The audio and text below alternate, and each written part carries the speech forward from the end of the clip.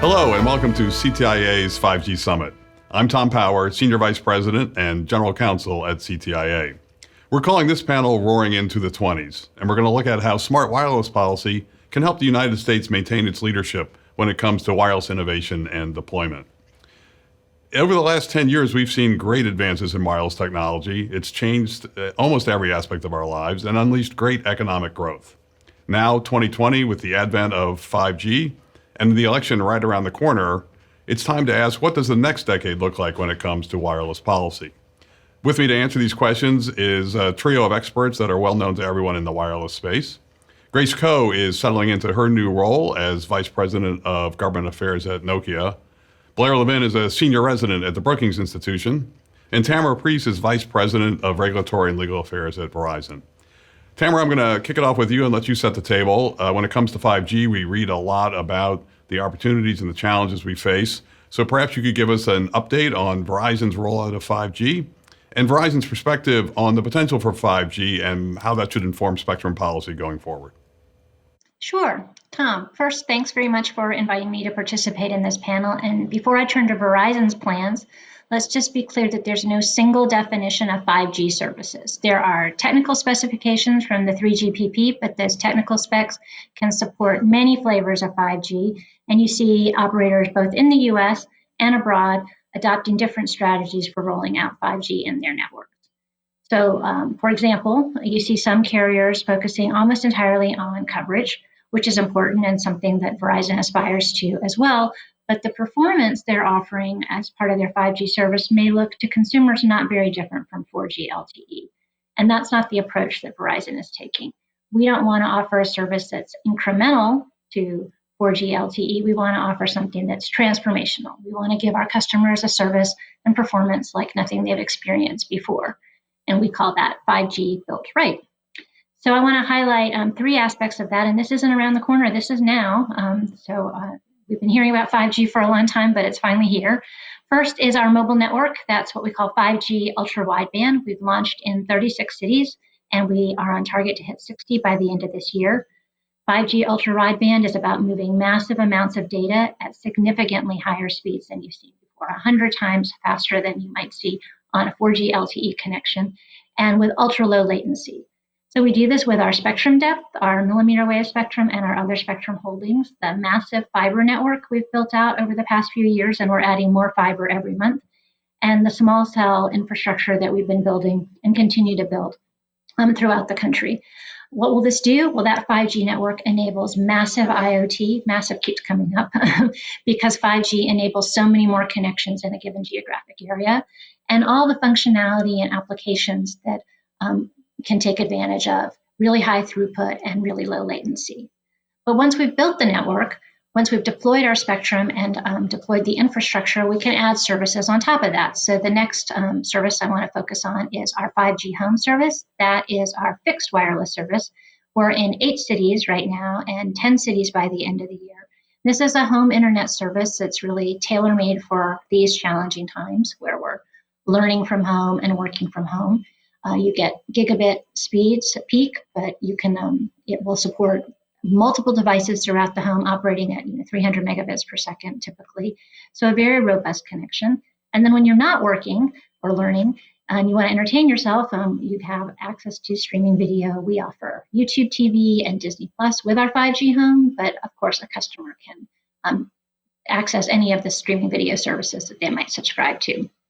I talked about launching 10 cities this year, but we're going to build on that. Anywhere that we have our millimeter wave spectrum is a potential 5G launch city, so you'll see more cities as we move into 2021. And not only is this a home service, a home internet service, but certainly small businesses and medium-sized businesses will also be able to take advantage of that very high throughput and low latency. And then the last one I want to talk about is the MEC, Mobile Edge Compute, which people may not be as familiar with, or they hear a lot, but they don't know what it means, and I don't blame them. We're in 5 cities now, and we intend to be in 10 by the end of this year. Think about the MEC as infrastructure plus software development, where Verizon is providing the infrastructure. User now may be interacting with data that's stored hundreds or even thousands of miles away from where they are. What the MEC does is it moves all that data storage and compute to the edge of our network, so you get ultra low latency, even single digit latency, and all the high speeds that we've talked about with 5G ultra wideband. So what does this mean? Well, we want to make it really easy for developers, innovators to build upon that and come up with all sorts of great applications. So we've partnered with Amazon Web Services, AWS. We use Amazon compute processing and storage capabilities at the edge of our network. And developers who are already using those Amazon tools, are already familiar with them, can continue to use them, but they get the advantages of our 5G network. And they can introduce next generation applications like the things we've been hearing about: self-driving cars, robotics on factory floors, smart cities, smart homes, gaming. That's something that has really wide appeal, though I've never gamed, but I hear it's really great. Interactive training, lots of things like that. So those are the three that I want to highlight. The capabilities are tremendous. I'm sure we haven't even begun to identify all the things that will eventually ride on this. And that leads me right into your question about what's the right policy. This is if it ain't broke, don't fix it. We know how to do this. The US already led the world in 4G LTE. And that worked because policymakers put a lot of spectrum out there and let the market go to work.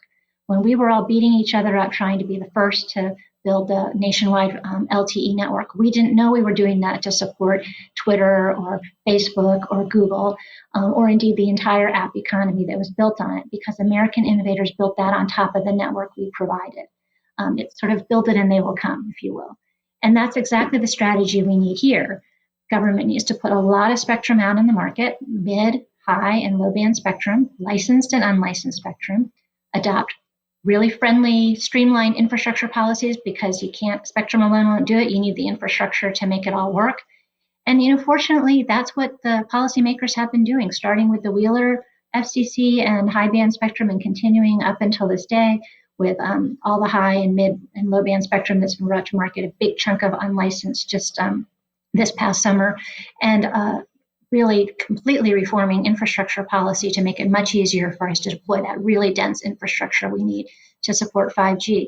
So that's what we need government to do. Continue doing what they're doing, and then sit back and watch, because the private sector, with billions of dollars of investment and a lot of technical expertise and every incentive to get care of customers on our networks, are going to do a great job in bringing 5G and all its benefits to this country.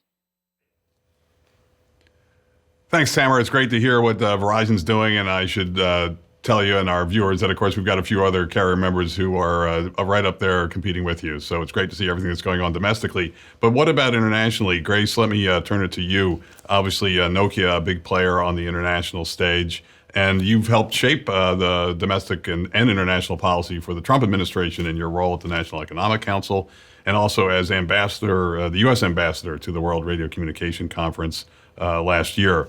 So when we talk about 5G, it's often about the race to 5G. Is that the right lens to think about this through? And in any event, what are the right metrics and factors that go into success when it comes to U.S. competitiveness on 5G? That's a really great question, and you framed the use of the term "race to 5G" in the right light. I think certainly I've been guilty about using the term myself, but I do find that the term really isn't particularly descriptive of what we're engaged in right now. And in fact, I was going to say, Blair also has pointed out multiple times, we don't even have metrics for what success looks like. So definitely have heard that, and I think that makes a lot of sense. I imagine to some degree the race to 5G points really more to, I think, a description of what's the global struggle for technological leadership generally. And I think a couple of things sort of feed that. First, 5G is an incredible platform. It is the platform for the next economy from everything that we can tell. So not only is it expected to provide giant economic gains, certainly I think we learned a significant lesson from the success that the United States had in its early deployment and robust deployment of 4G. You have the gig economy, you have the app economy, and other sorts of ways of just exploding huge amounts to GDP. Huge contributions to GDP, but I think it's not just the economic gains there from from adding this new enabler, but it's 5G is largely expected to be the platform in which things like the Internet of Things and other new industrial control systems and other and big data, and then ultimately AI are supposed to be built on. PricewaterhouseCoopers has estimated something along the lines of $15 trillion globally added to the global GDP by 2030 with the advent of AI. And I think that's something that all countries want to cash in on and also be leaders in order to be able to reap the benefits within their own society. I think the other thing that comes, so there's the fear of of missing out on sort of the giant economic gains, but then there's also the concern that there are competitors geopolitically who will take advantage of this and reap those gains first. Certainly, China has been very much a huge topic of conversation in the United States in many respects, certainly in telecom. Our concerns with China are sometimes really ill-defined, and I have concerns about the way the U.S. strategy has really approached China. It doesn't seem to really, I'm not sure that we've really answered the question out of, what do we want out of China ultimately in the end. But I think that some of the concerns that we can definitely point to, the concerns that we're battling is, well, first, China is a centralized or state-integrated economy, which allows the government to make decisions from the top down and allocate funds in a way that benefits their own companies. So, for example, they can centralize resources for infrastructure building. China Tower has been able to build orders of magnitude more towers than, say, an American company has. With American companies, American carriers have been able to with the regulatory barriers of permitting, siting licenses, and the rest. So certainly that enables China to move faster. Certainly, China is also able to skew resources when it comes to bidding for contracts in other nations, developing nations, for example.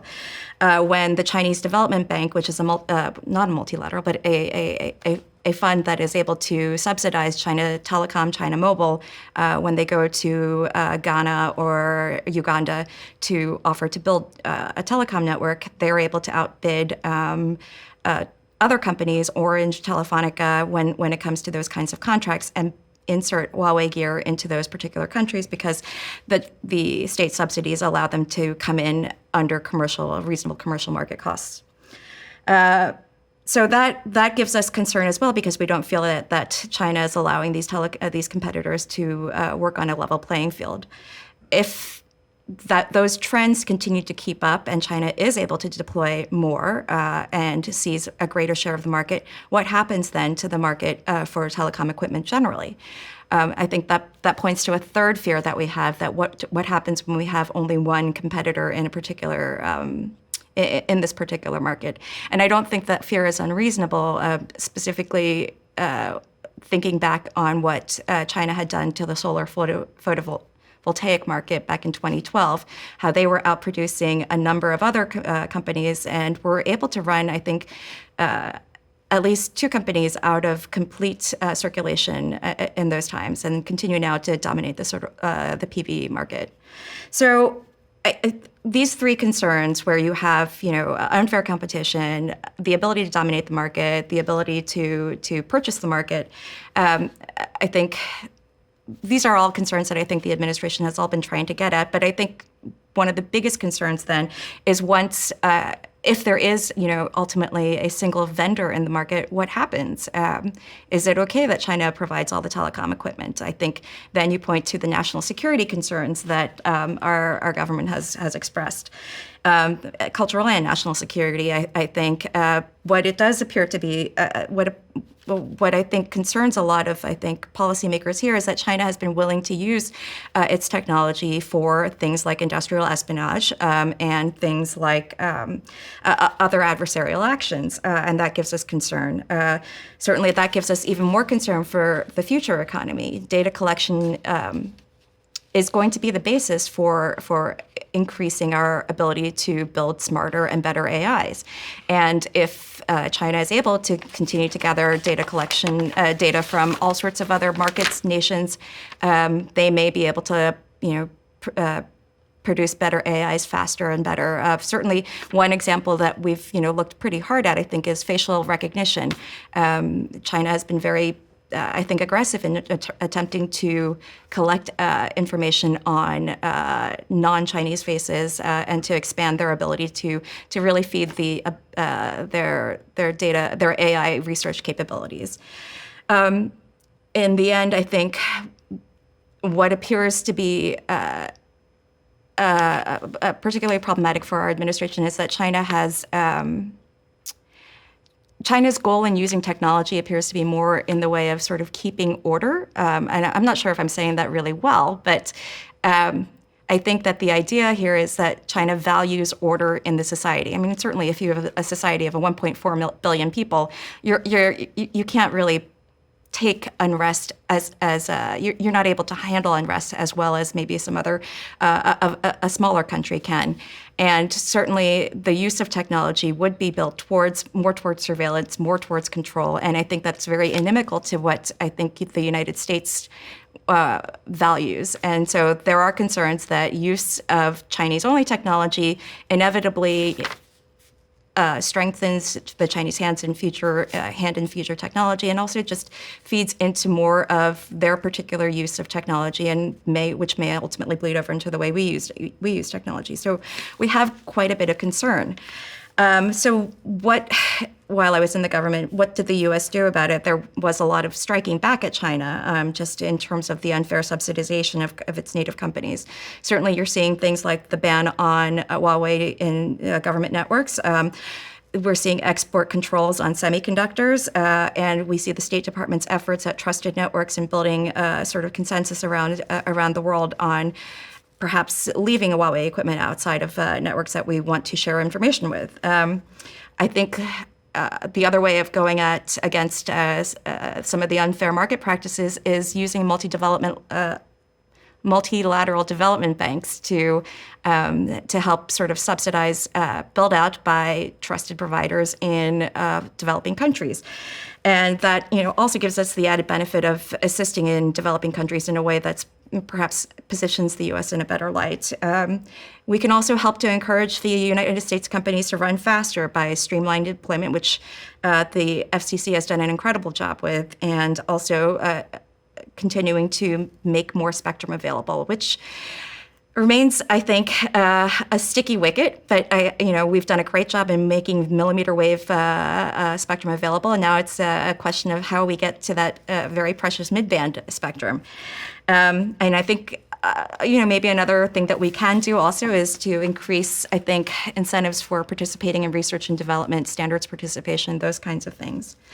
So if I could pick up on one of those spots and actually maybe have Blair comment on this. Blair, we've seen the last few years, as Grace alluded to, a steady stream of spectrum auctions, a big chunk of unlicensed spectrum recently released. A few months ago, DoD looked at another 100 megahertz of critical midband spectrum that they can free up. But more recently, we've seen DoD with their request for information, an RFI that almost suggests a new way of moving ahead in terms of commercial allocation of spectrum. Can you put all that in your cocktail shaker and pour us out a prescription for spectrum policy going forward? When you put it that way, Tom, it reminds me of a night I'd rather forget in college where somebody had the great idea of just like throwing every kind of alcohol that was in the house into the same punch bowl and us all drinking it. And it worked. I mean, we all got drunk, but we all felt really horrible the next day. And there is a point to that, which is, I agree on a high level of generality with the notion that we need an all of the above approach. We need licensed, we need unlicensed, we need shared. There's a variety of things that certainly feed that leadership, that 5G leadership. I'm not sure it's a race, but I think the notion of 5G leadership is really important. But if you try to do everything, then you end up not doing anything well. And the DoD kind of experiment is particularly, I think, shall we say, challenging, because if we understand it, and by the time this tape shows, we may have a better understanding of it. They plan on doing something rather unusual with a very significant segment of midband spectrum, There is some logic to it, by which I mean it is absolutely correct that we are no longer, as we were, Tom, when you and I were at the commission in the 90s, there was still spectrum that you kind of were allocating through auctions. Now everything is about reallocation. And so we have things like the incentive auction, we have things like CBRS. And I think the United States, on a bipartisan basis, has led the world in coming up with creative solutions to that reallocation problem. The Defense Department seems to be saying, let us take care of the reallocation. I'm not sure that's really going to work. We'll see more, but I think that particularly because of the importance of the mid-band spectrum in a 5G world, it's a very problematic method. Now, many things can happen, and I think the common theme that you've already heard is, as we try to project the future, there are a lot of international developments that can change things. There's a lot of market developments that can change things. AI, VR, AR can all lead to the increase. Certainly, we're doing this in a way we haven't done it before, right? We all used to go to Los Angeles, get on a plane. 500 of us from Washington would, do this, and now we're doing part of this remote everything world. That definitely increases the demand for the kinds of products that Verizon and others are going to be doing. But there's a high level of uncertainty. And I'll just add to the mix, one of the most significant things about, I think, 5G leadership, but in a way that's a little bit unpredictable, is the 449-page report that the House of Representatives Judiciary, the Subcommittee on Antitrust, put out yesterday, or yesterday as of the taping, because they're saying that we need to regulate from a competitive perspective some pretty critical companies to 5G differently. Google and Apple, which have the two great operating systems, Amazon, which Tamara was talking about earlier, and of course, Facebook. One of the reasons we won in 4G was because we had these companies doing it. I'm not defending them. I'm just saying there's a lot of different things that can happen that can affect how 5G develops, not just with spectrum, and not just with international, but indeed the whole way we do competition policy. And I assure you that those companies, one of the defenses against what the House Judiciary Subcommittee is attempting to do is to say, look, if we want to lead the world, you need us to be more integrated. I don't have a point of view on who's right in that debate. I'm just saying that's a debate that's going to affect this, as well as the DoD, as well as how O-RAN develops. So there's a lot of moving pieces to this equation. That's great. Thanks, Blair. A lot to chew on from all three of you right there. I'll just, we've got about a minute left. Just on O-RAN itself, Tamara, Grace, any quick thoughts on whether O-RAN is the silver bullet that's going to lead to security and lower costs and rejuvenate the American supply chain? Or is it a little more complicated than that? I think it's more complicated than that. I mean, there's certainly great. We're a big cheerleader for O-RAN, and it will certainly help with, I think, competition, innovation, supplier diversity, addressing some of the issues Grace raised, but some of the others that Grace identified, unfair trade practices or subsidizing, what the Chinese government can do in terms of, you want to deploy 5G? Well, here you go out. You don't have to deal with a bunch of municipalities and you don't have to spend months and months and months trying to get a tower sited. And the same thing with what she was talking about with in Africa and so forth. So you have very different government systems, and O-RAN's only going to address a very small part of that. So I want to thank all three of you for being here. Really, under these circumstances, it was a great conversation. You gave us plenty to dig into, and hopefully we can follow up on this conversation in some other context, maybe next year back in Los Angeles. But that's it for this panel. Thanks for joining us, and please enjoy the rest of CTIA's 5G Summit.